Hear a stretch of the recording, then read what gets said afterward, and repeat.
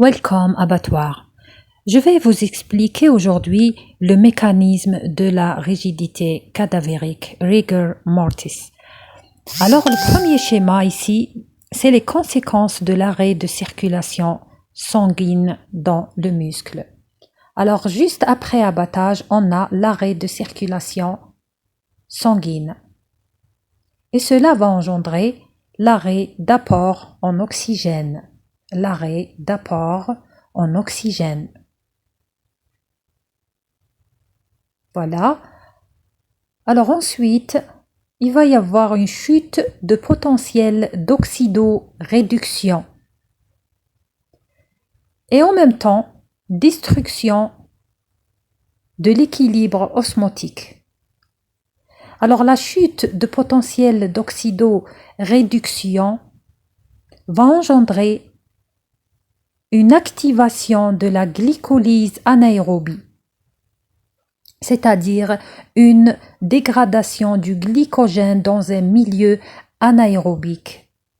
Alors cette glycolyse anaérobie va nous donner la production de l'acide lactique.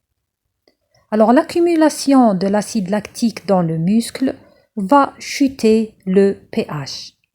Alors chute du pH du muscle.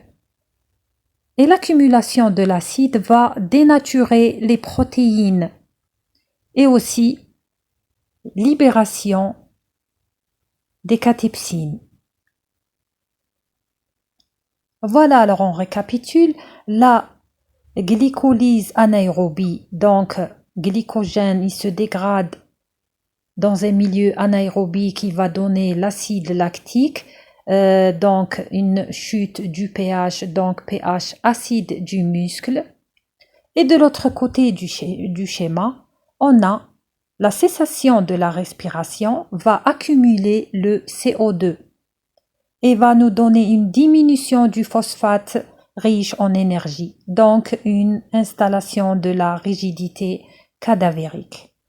Alors voilà ce que vous devez retenir du schéma. Je vous ai simplifié le mécanisme de la rigidité cadavérique. On va passer maintenant au deuxième schéma. Alors le deuxième schéma, il explique la modification du tissu musculaire après abattage, c'est-à-dire en absence d'oxygène. Alors, dès l'arrêt de la circulation sanguine après la saignée, donc abattage, on a une baisse de la teneur en oxygène du muscle. Alors, tout de suite après, on a l'arrêt de la respiration cellulaire, donc début de la glycolyse anaérobie. Donc la lyse du glycogène dans un milieu anaérobique.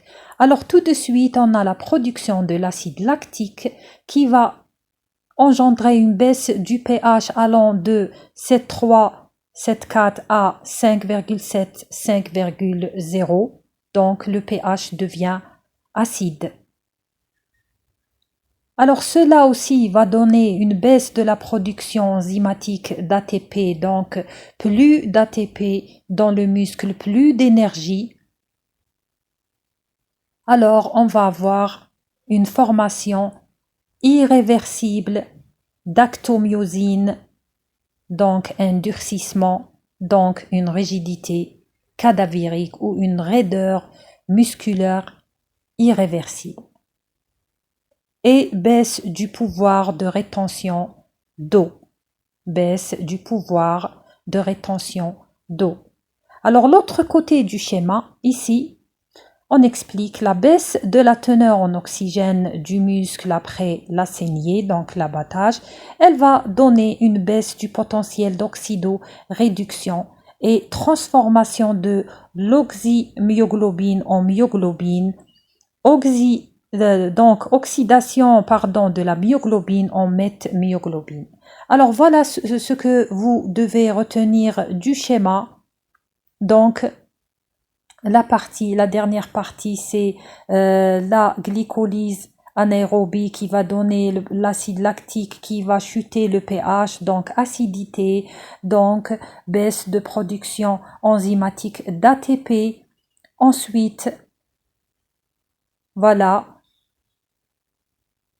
baisse du pH allant de 7,3, 7,4 à 5,7, 5,0. Ensuite, baisse de la production enzymatique d'ATP, donc de la teneur en ATP. Et ensuite, on a une agrégation des protéines, formation irréversible d'actomyosine et rigidité cadavérique. Merci à vous.